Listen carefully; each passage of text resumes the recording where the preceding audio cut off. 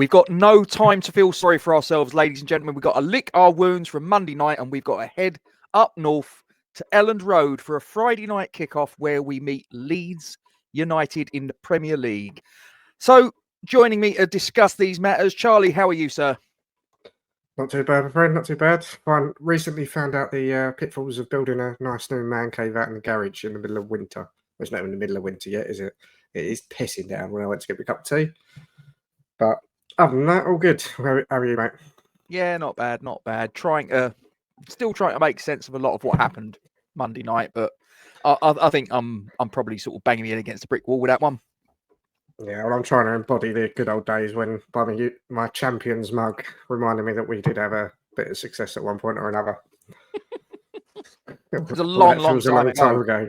Yeah. It was like, how long ago? Oh, no, it was just about 2 years. Jesus Christ, an awful lot's changed since then. But there you go. Is. So let's get stuck into it, Charlie. I tell you what, obviously we've spoken and conversed messages and whatever else, but just for the viewing public, just give us your takeaway points from the Brentford match, if you will, please. Yeah, I mean, a lot of it's been said in the last couple of days since the game, but we were just rubbish. We were rubbish, and I don't think there's any better way of saying it from that. Terrible defensively. I mean, did we even have a midfield to say it was rubbish? I mean, it just wasn't there.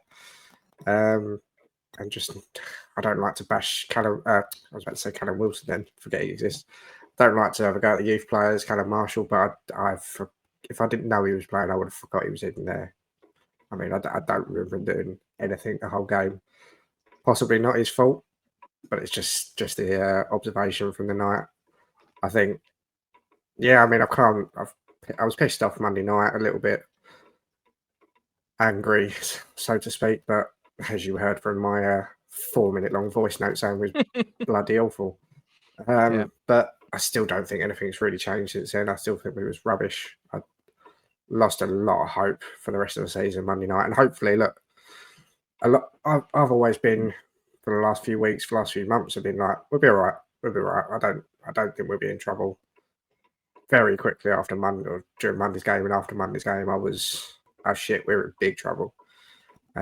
So as quickly as that turns, it can turn again if we go to Elland Road on Friday night and get a win. So we're hoping for that. But yeah, at the moment, I'm concerned that this may be a final season in the Premier League for a few years, but it's a long way from that, so we'll see. But yeah, definitely negative signs for Monday.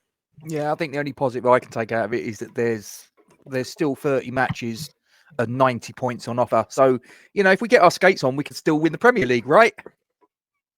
Not with team selections like that. Not we can't. No, not at left backs and right backs at left back, and God knows what else was going on elsewhere. But yeah, hopefully it's a one-off, and I don't know.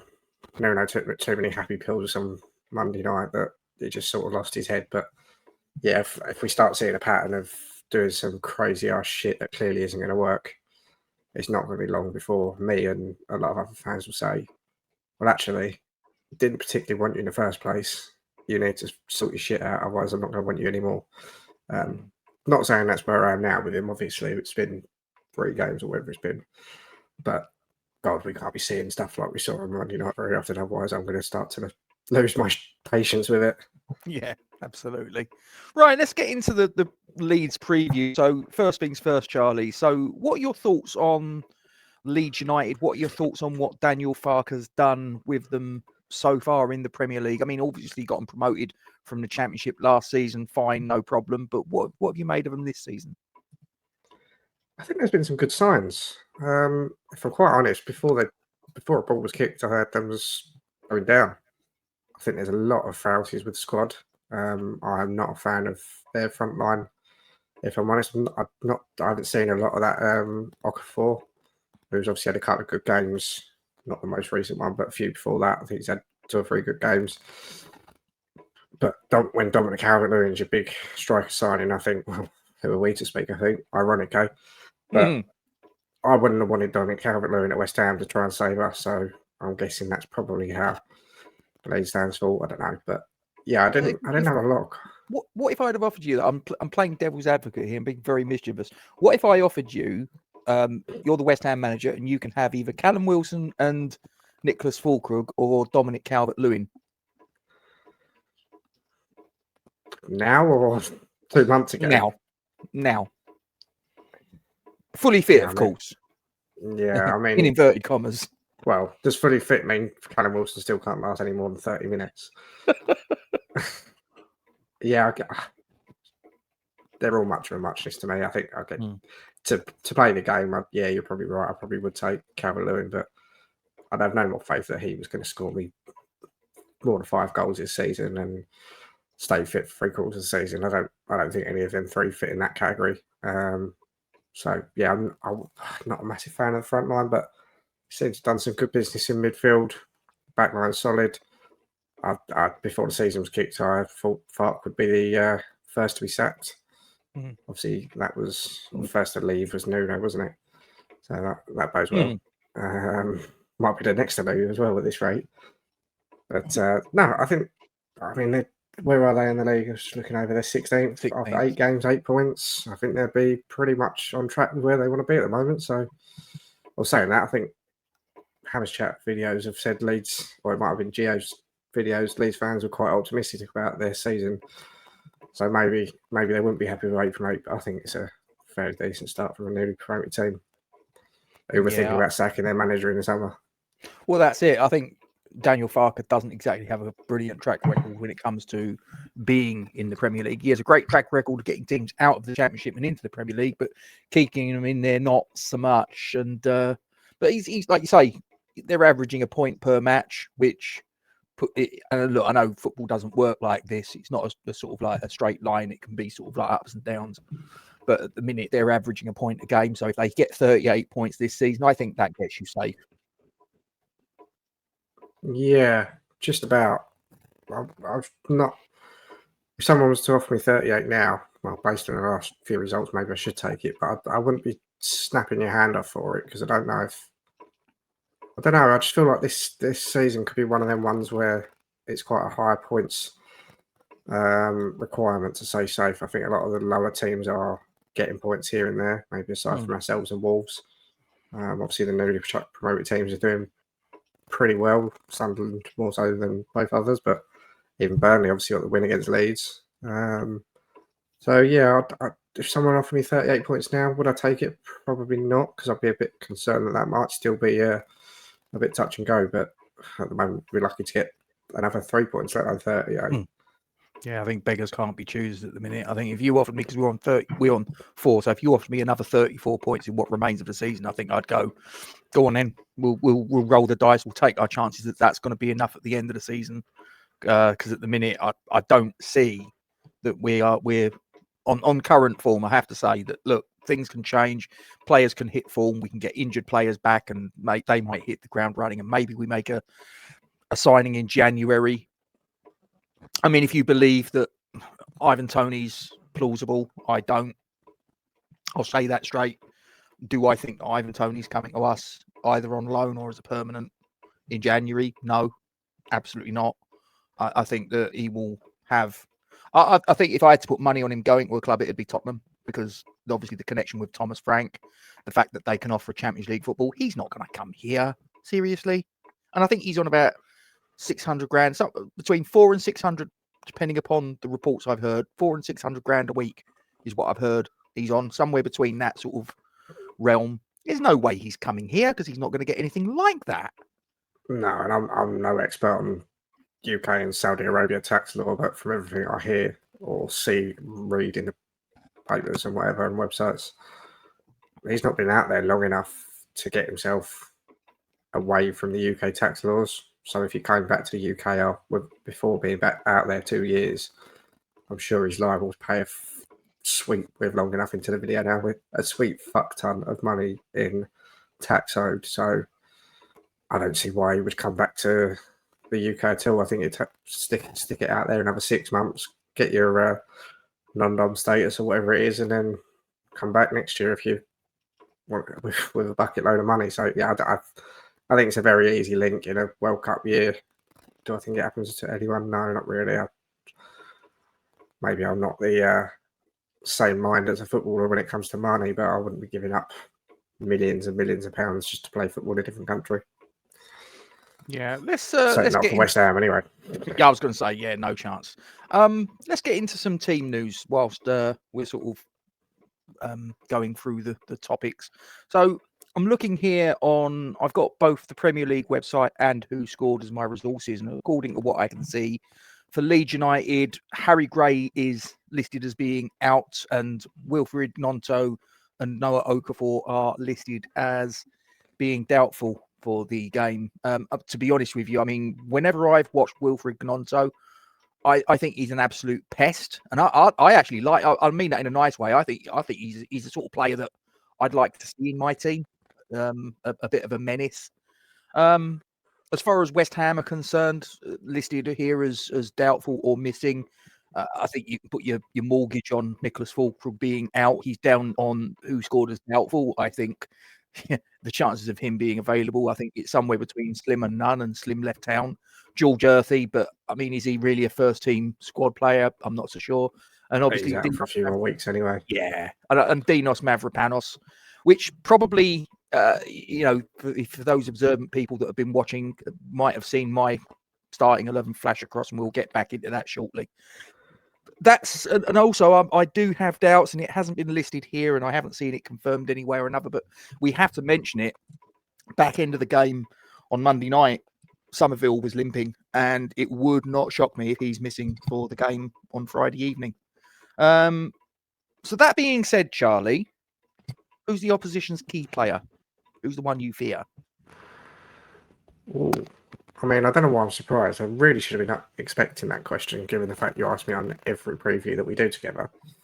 I really like that Stach in midfield. He's not someone who's going to score goals, but I do really like him. I don't think they're going to necessarily need a solid back line. I think when it comes to Leeds this season, it's the trouble's been sticking the ball in the back of the net. So realistically, who's their key man? It's whoever they play up front on the day, and I assume it's going to be Dominic Calvert-Lewin. So if he's on form, and look, there's another one of strikers over the years that have performed pretty well against us from memory. I think if he turns up and he puts a couple in the back of that could be a good night at West Ham. So yeah, I'd probably go for striker Dominic Calvert-Lewin. Yeah, I'd probably be inclined to agree with that. I think I think Stach as well. You mentioned him. Just looking on the Premier League's fantasy football, and I know that's not always an indicator of necessarily whether they're good, bad, or indifferent. But for the midfielders, he's got 35 points, and he's actually, in terms of this particular yardstick, if you will, he's actually listed as Leeds United's top performing player in the fantasy Premier League standings. He's got 35 points this season. So, yeah, I mean, he's someone that you look at and think, well, he's got to be doing something half right. As I say, I don't necessarily sort of go, that is the oracle. And obviously, I appreciate there's more to it than just fantasy Premier League scores. But as I say, it gives you a sort of idea as to how the guy's been performing in this season, I would suppose. If we then flip it and then sort of like go from the opposition key player, who's the West Ham key player?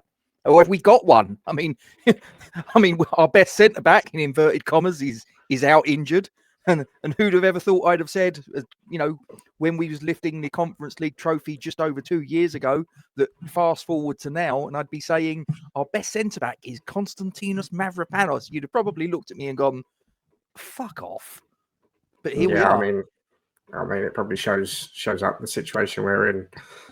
Our best defender being Mavropanos is probably bad enough, or our best centre back. Let's say that.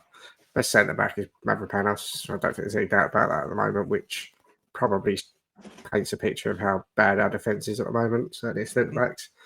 The fact that he's also out and we're left with the other options is an even bigger concern.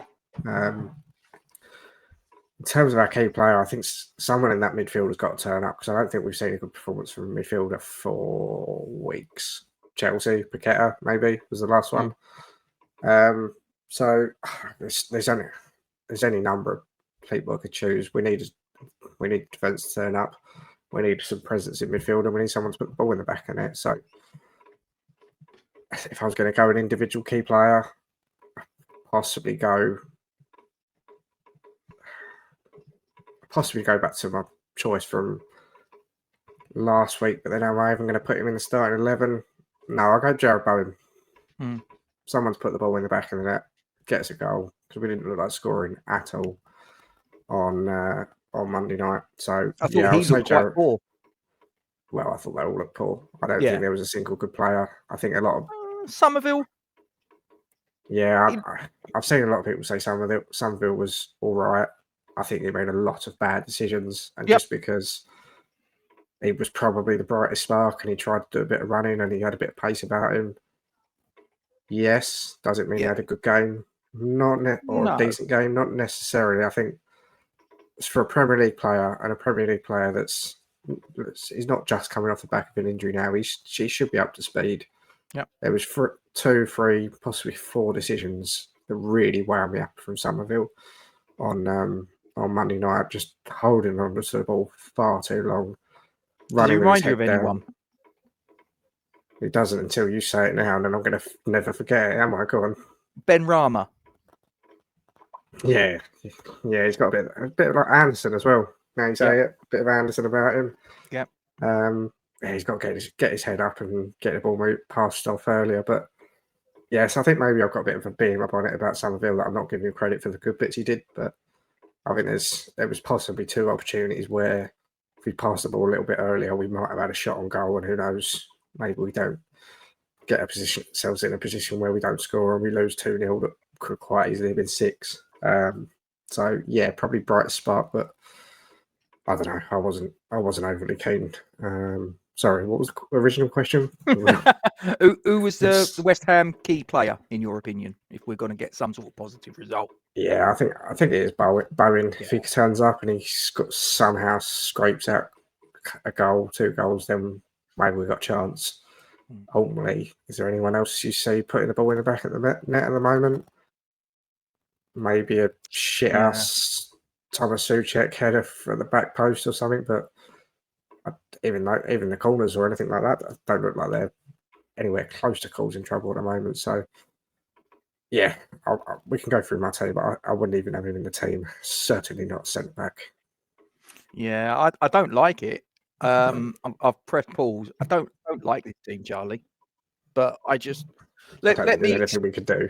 Yeah, let me try and explain my thinking. Call me radical, but I get it. By the way, I get it. Yeah, I don't like it, but I get it. No, I don't like it. I absolutely do not like it, but I will explain my thinking.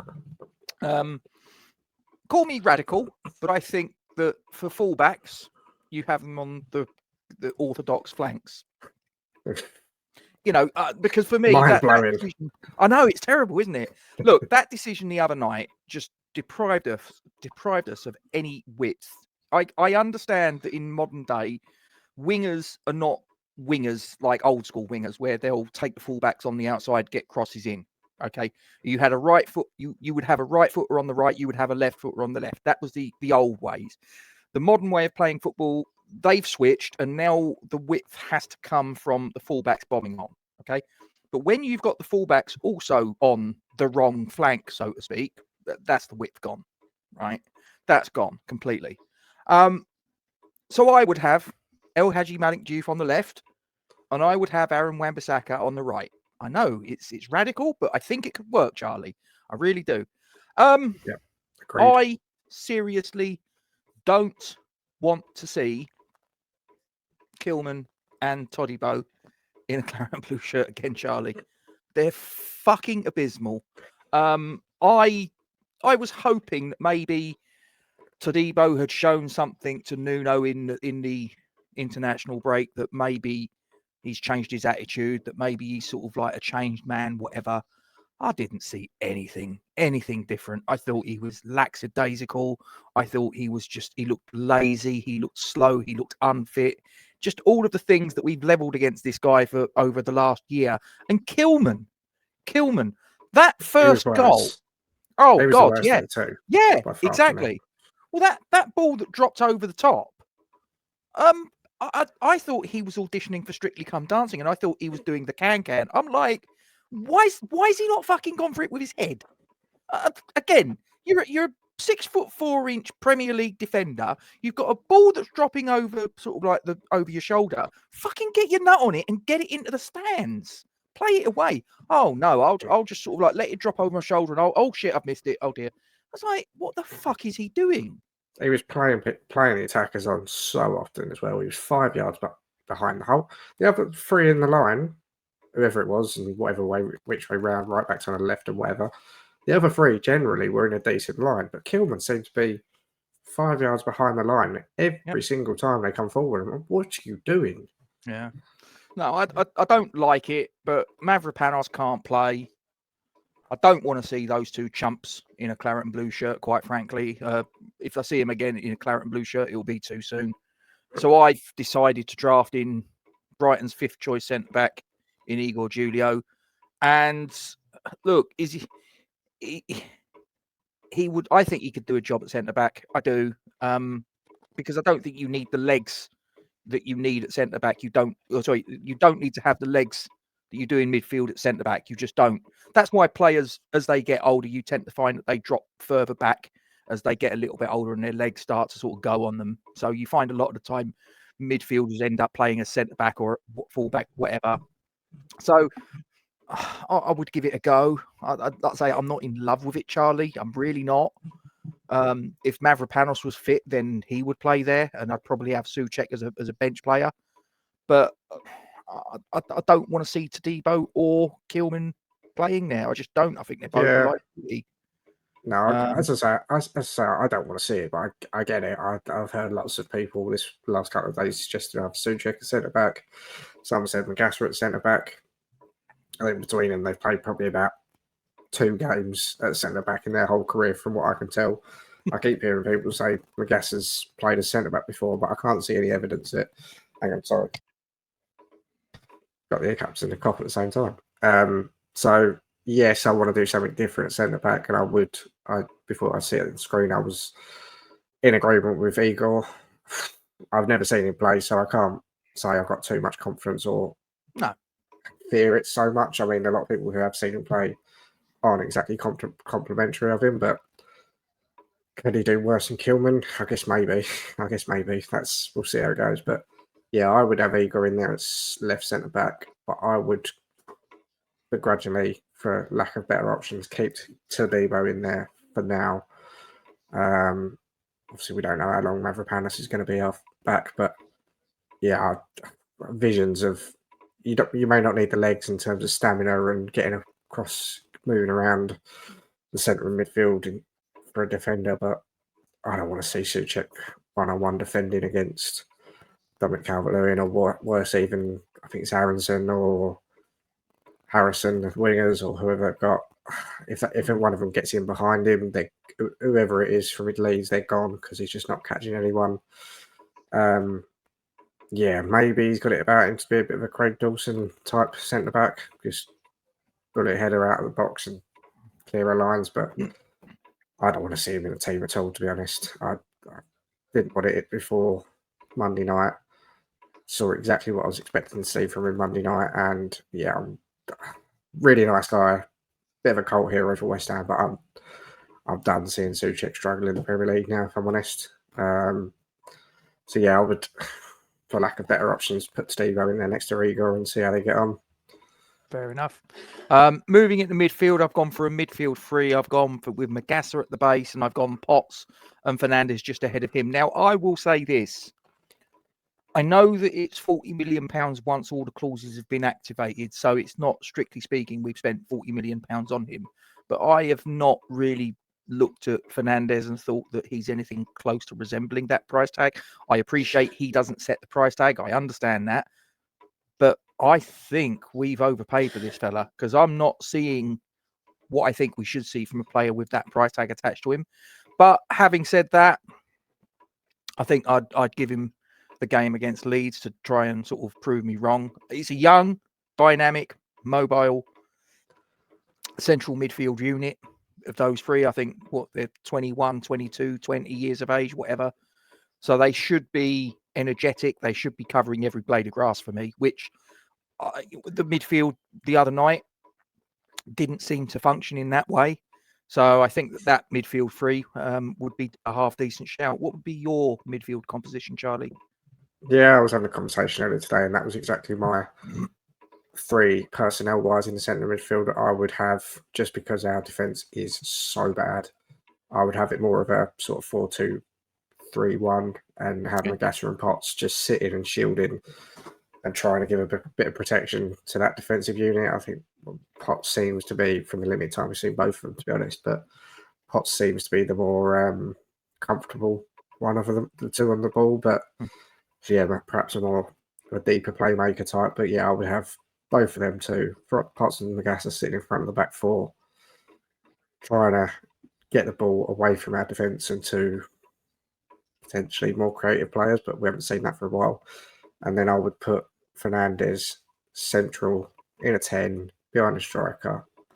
Let's see what you got. And yeah, I don't think you've said anything unfair. I think judging him, we're obviously judging game by game at the moment.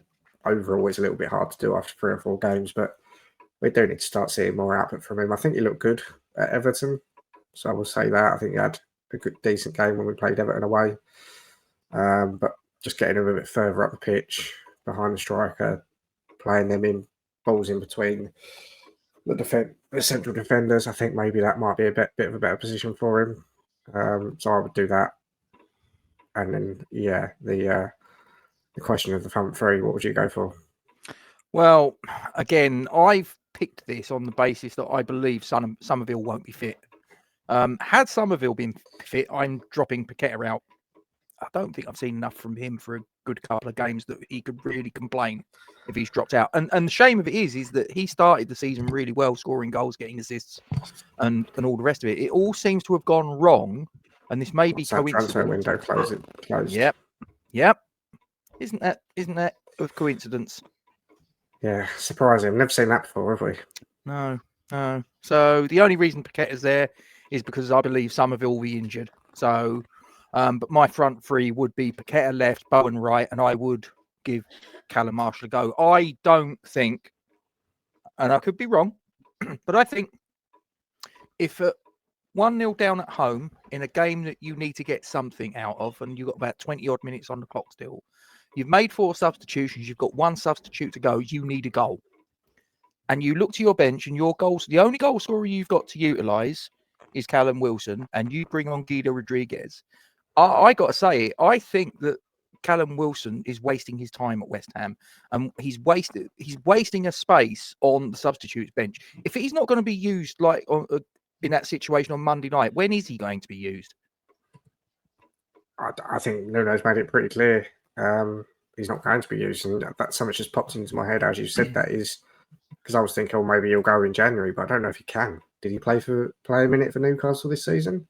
I don't think he did. I think he was out of contract, wasn't he? Because we signed him, we got him on a free. Yes. No, you're right. Yes, he was out of contract. Okay, so he could go January. I think he's gone then.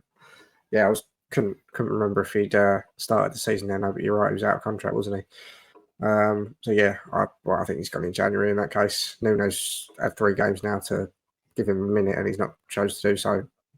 2 occasions where I think Everton was desperate for Callum Wilson as much as you can be, but was perfect situation for him to come on and try and grab a win in the last 10. It was I guess the game was kind of gone in terms of not the scoreline, but the state of play against Brentford, but it was still only 1-0 till late on. So, yeah, should have probably come on. I think both of those situations, not coming on and not getting a minute, I think shows he's done. And he might, if that's the case, he may as well not even be in the squad. I don't know what. I think there's is it Landers? Landers is the under-21 striker. Put him on the bench. Yeah. If you're not going to bring him on, then there's no difference, is there? But no, I would do exactly the same on the left. I would start Somerville if he's available. If not, Paqueta comes back in because I would drop him. And yeah, it's not the first time I've said that this season. I obviously said it to you before the Arsenal game as well. Not been impressed at all for a long time. So Paqueta would get back in if Somerville was injured, as we suspect. I would probably switch it around up top, just because I think Marshall was not in the game at all, and I think he gets completely drowned out of the game by Premier League centre-backs at the moment. Whether that's a case of he's not ready or maybe striker isn't a position for him in the Premier League. I know he's played wide on the wings previously, both in the lower leagues and the under-21s. I don't particularly like seeing Jarrod Bowen up front, but in that pivotal position of a central striker, and the options are Callum Wilson, unfortunately Callum Marshall, Falkirk is not available, and that's about it. Paqueta or Bowen. I think Bowen needs to go up there because he's the only one that I trust can actually put the ball in the back of the net. So I would put Bowen up top for this game, play him central, try and get him involved a little bit more. I don't think he was barely involved against Brentford, and when he was involved when we were speaking, when he's your only threat, when he's your only person who's going to trouble the back line and trouble the goal, it's so easy for the opposition to just put three men around him and got crowded out. And that's exactly what happened on Monday on a number of occasions. So, yeah, I would put Bowen up top, and then I'm not really fussed who goes on the right, whether it's Callum Marshall or Guilherme. I wouldn't be averse to giving Callum Marshall another go. I think it's probably harsh to take him out after a game that he just wasn't in at all for whatever reason. I think possibly Guilherme is more suited to the right wing as an inside forward, but ultimately they're both questioning myself now. I'm sure they're both left-footed, so an inside forward on the right, I think, is a bit more of a potential position for Marshall in the Premier League. I'm a little bit worried that he's not built to be a striker in the modern Premier League. Yeah, it's not a great situation to be in, really, is it? And for me, I've said this a few times now. I just sort of look at our squad composition and all the rest of it, and I appreciate that we've had like a lot of managers and all that, head coaches, whatever, that have come in a relatively short space of time. We've gone from Moyes to Lopetegui to Potter to Nuno, and in and amongst that, we've gone from having no director of football to a director of football to no director of football, and then switching to a head of recruitment working in tandem with David Sullivan, and then no head of recruitment. And it's just sort of like we're lurching from one strategy to another. And one of the things that I've said is that, you know, fans of other clubs can look at the expenditure that we've had on transfer fees and in wages over a good many years now, and they could look and they could go, well, you West Ham fans are complaining, but look at the money that David Sullivan has given these managers to spend, and this, that, and the other. And I try and explain it to people that it's the old saying, a fool and their money are easily parted. And we've become very good at spending money on bad players and very bad at spending money on good players. We've just got this, and it's been this steady decline in quality of players that we've brought through the door. We've brought in players that maybe once upon a time were quality players, but they're now the other side of the hill, like Fulkrug, like Wilson. Mm-hmm. We're not getting the requisite quality of, and this is what's led us to where we are now, where we're now in a relegation dogfight 2 years after lifting a European trophy. That should have been something we built on, and instead we've pissed the opportunity away. Yeah, absolutely. And it's not even, there's been a lot of buying over the hill players, don't get me wrong, but it's also that goes back to the point you make about different managers and the different styles of managers. We've gone from getting the likes of Dawson in to play centre back, and then gone to a more Todibo centre back who's a bit more ball playing, and then let's get a big brute of an English centre back in Kilman, and we've gone from all the midfielders you can think of. I mean, you've looked at Fornals and Benrahma and Andersons. We spoke about them, and then we've got Paquetas, and we've spent loads. We may have spent loads of money, but you can count on one hand, two at best, how many good signings we've had over the last 4 or 5 years. There's not many I can think of. I mean, even some of the better ones in terms of Wan-Bissaka are right in the doldrums with their form at the moment. So, yeah, it goes back to the old saying, doesn't it? Run like a circus. I mean, there was all those years ago where we apparently wasn't run like a circus. I know one man is probably regretting those words right about now. Yeah, absolutely. Guess your score prediction, Charlie. Well, you know exactly what my score prediction is because I told you about 20 minutes after the Brentford game And despite coming down, I've not been enjoying those, unfortunately. Despite calming down and sort of reflecting on the Brentford game and looking forward to the Leeds game, my score prediction has not changed since 10 minutes after full time on Monday. I think going up to Leeds is hard enough. You add Friday night, which everyone's going to be up for it after work. Been a bit on the beers since 4:00. Elland Road, even on a bad day, is a good atmosphere. You had the night game, Elland Road crowd, Friday night, start of the weekend. They're going to feel like they can easily beat us because we're dog shit, and they know we're dog shit. They've had a they've had a template for how to beat us, not more than once this season, that's for sure. I don't see any way we come out of there with anything other than getting comfortably beaten. And I said to you 10 minutes after full time, 20 minutes after full time, Monday 3-0. And that's what I still think I expect to see happen 3-0. Yeah, and I'd love to be able, and you know me, Charlie, I try to be optimistic, but I also have to sort of temper that with a degree of realism. And we're going into it low on confidence. We're going into it with a number of players that are missing. We've got a number of players that are playing because of those players that are missing, who are themselves bang out of form. I struggle to make a case for anything other than a defeat, if I'm being completely honest. Whether it will be 3-0, whether it will be 1-0, it matters not, because at the end of the day, it's, for me, the pressure's been put on this fixture, because if we'd have managed to beat Brentford on Monday night, a point away at Leeds becomes a really good point. Any point away from home in the Premier League should be a good point in truth.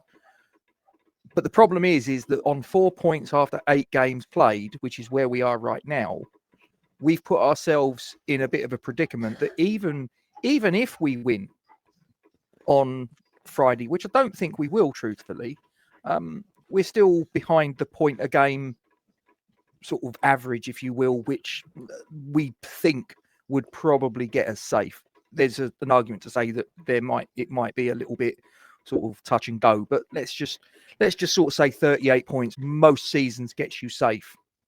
Even if we beat Leeds, we're still behind that particular curve.